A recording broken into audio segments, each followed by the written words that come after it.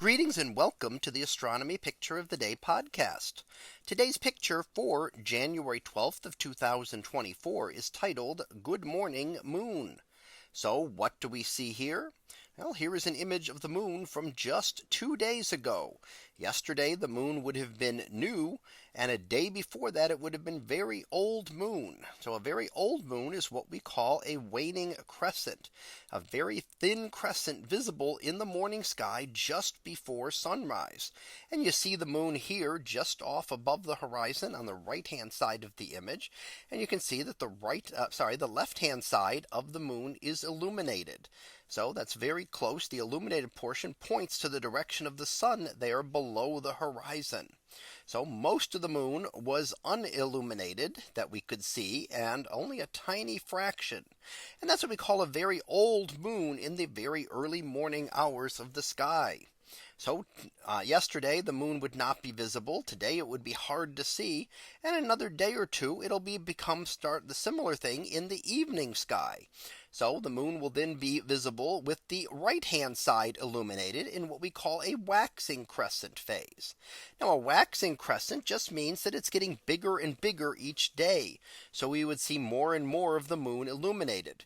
This is a waning phase where we see less and less of it illuminated each day until it disappears altogether at new moon. Now the moon goes through phases because of its positioning with the sun and Earth. Half of the moon is always illuminated by the sun. So no matter how we look at the moon, half of it is illuminated.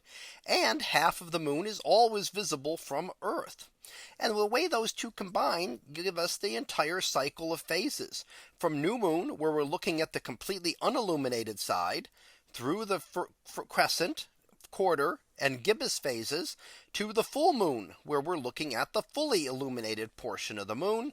And that would be the waxing set of phases, and then we'd repeat it in reverse in the waning set of phases, as less and less would be visible each time.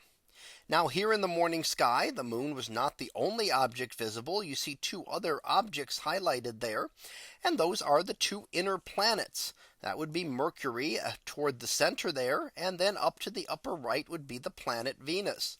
Those are the two planets in the solar system closer to the sun than Earth. Now what that means is those are also the two planets in the solar system that we would see go through phases as observed from Earth. So if you look at them with the telescope, you would watch Mercury and Venus go through the same cycle of phases that our moon does. Now the timing would be different because it would depend on the relative orbits of Venus and Mercury and Earth, whereas the moon's phases simply depend on the orbit of moon around our Earth.